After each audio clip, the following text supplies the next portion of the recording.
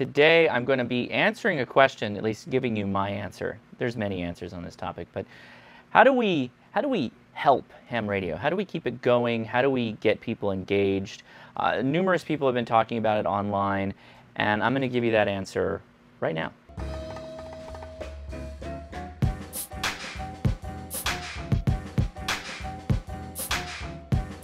So if you've been on the internet at all recently, you've seen the recent articles from the IEEE, the uncertain future of ham radio. Hey, there's Sterling. Hey Sterling, how's it going, buddy? And then you've also got questions from like Ria Joram, what is it, N2RJ. She's been on the show before, we've talked. And some of the questions are like, how do we make ham radio good again? Make ham radio great again. Not really, but you know what I mean. How do we get people engaged? How do we get people to stay engaged? How do we get ham radio in front of people? And I have many thoughts on this, but I'm going to try and focus it in on a couple of things.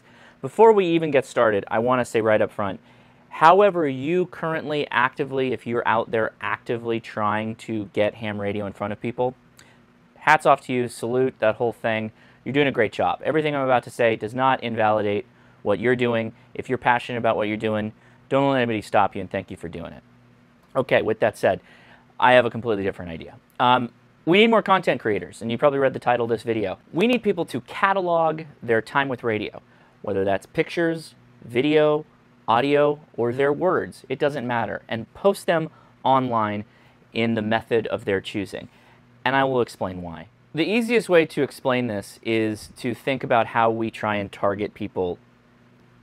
Target's the wrong word, but find people that might be interested in amateur radio.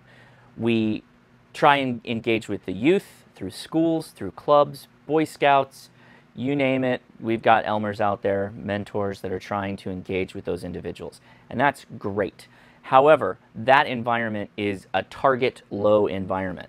It's one club, 5 kids, 20 kids. Hey, how about even 100 kids? Doesn't matter. You don't have the eyeballs that you need if you really want to reach a lot of people. So what do? You need to post online. Make content online. I'll show you the metrics for my channel since I started the ham radio crash course on my views, and you can see it's gone up.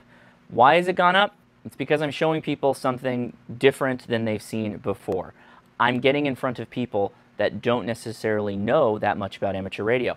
And there's a lot of you that watch that are already fully engaged with amateur radio and understand it, but you know, the name implies, crash course implies somebody getting started with amateur radio. And even though I try to buck that trend and say, hey, we're all kind of starting out every time we try some new niche of amateur radio, every month basically, every couple of weeks, I'm starting new on something that I'm going to bring to you. But I think you get the idea. You need to aim, or we need to aim collectively at spaces that aren't familiar with amateur radio. The good news is you already have the capability of doing this. You just need to post on your Facebook page, post on your Twitter, post on your Instagram. It's going to attract people that may not understand the hobby or maybe adjacent to you based off of the interests you're already in.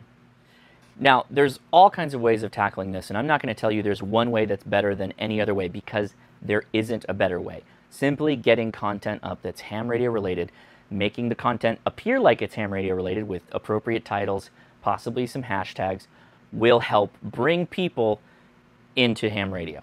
It has to. The more we normalize amateur radio in front of the public, in front of the masses, the more people that will pick up and will take up the hobby. It's simple math, right? If we all just sit in our garages, sit on our mountaintops, sit in our parks, and we don't engage with people, then yes, we're going to have a slower growth rate. But if we are adjacent to where other people are in the spaces that they occupy online, then we're going to pick up more people that are interested. Now, I'm not expecting people to start making how-to videos or review videos or get your technician license videos. You don't have to start there. If you do, great, no question, go for it. You may already be equipped. You're probably better equipped than I am, and if you've been teaching classes. Just catalog your journey with radio. And by catalog your journey, I mean simply posting what you're doing with radio wherever it is that you social media. And if you don't really social media, that's okay too. You can post on QRZ. What'd you do today with radio? Did you do an activation? Did you build an antenna today? You get the idea. But to going back to your stories, your Facebook walls, your blogs, whatever it is you're currently doing, post your journey in radio there. Because likely people that are going to see you, know you, are going to see what you're up to, and you're beginning and you're starting to have more and more fun, and you're cataloging your journey, and you're talking about the interesting things you're doing, you're showing it through video, through pictures, they might also too find it interesting. So the reality is do everything you're already doing, just try and take some of it, right? Capture it somehow and bring it over to the things you're already doing social media wise. Now, before I kind of wrap this all up, this is obviously outside the videos I normally do, but I'm interested to hear if you would be interested in my recommendations on cameras that I use. When I go portable, what do I bring with me? When I do my podcast, what do I use to record it? I started out in YouTube over 10 years ago with very inexpensive equipment, and now I'm using a bit more expensive equipment, to be honest. But at the same time, I've got all kinds of graduations of options within there, but I will leave you with this one tip. Use your phone. Use your phone for almost everything you want to do. In fact, big shout out to K8MRD, Mike, right? Mike, I think, pretty much does all of his YouTube video off of his phone. And his videos are great. It's not so much what you're capturing it with, it's the guy or girl or person that's capturing the content and how they put it together to tell a story. And again, it doesn't need to be multi-scene, edited up, whatever. You can just edit it on your phone, and sometimes you don't even need to edit it. You just want to show what it is you're doing. You can point your camera at the thing, start video, and go, here I am, I'm doing an activation of such and such, and just do a cool pan over to your antenna and say, here I have my DX Commander, right? You get the idea. You don't have to go into that much detail. And then engage with people when they comment. If you post something to your Facebook page, whatever, and someone contacts you or says, that's really cool, what are you doing? Or, hey, my grandfather did that. Say, it's awesome, you should do it. It's more active than it's ever been. And guys, it is, I'm not kidding, it's more active than it's ever been. They will become interested, or some of them will, and hopefully you'll be there to maybe help them out. Now, it's true, I am telling you this, go ahead and send them over to the Ham Radio Crash Course on Facebook. Send them to Discord, send them to my channel, I'd love that. But you can do a lot of this on your own.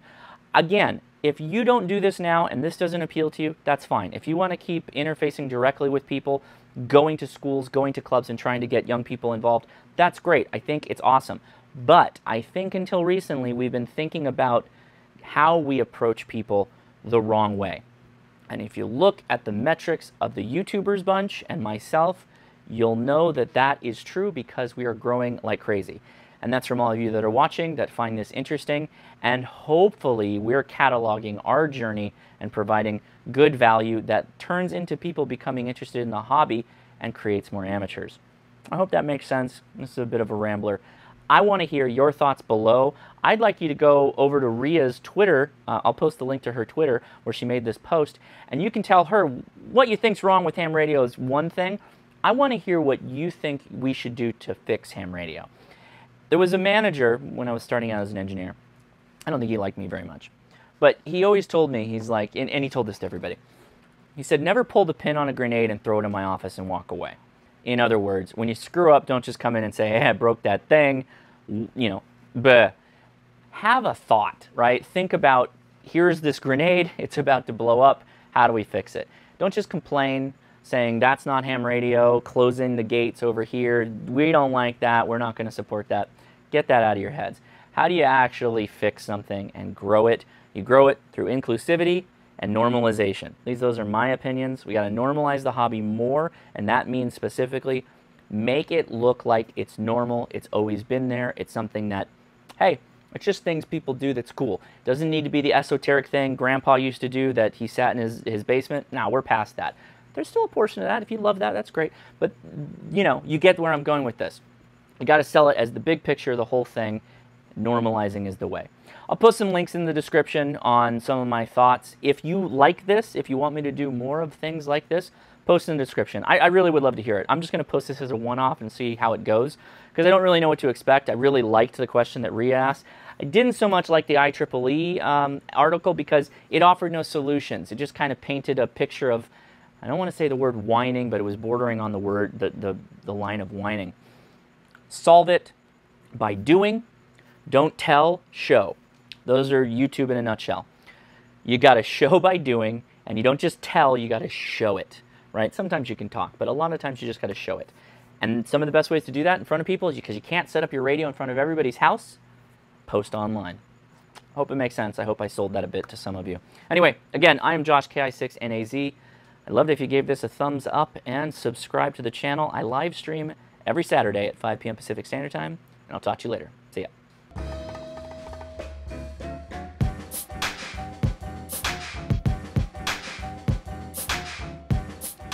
And I just got my merch.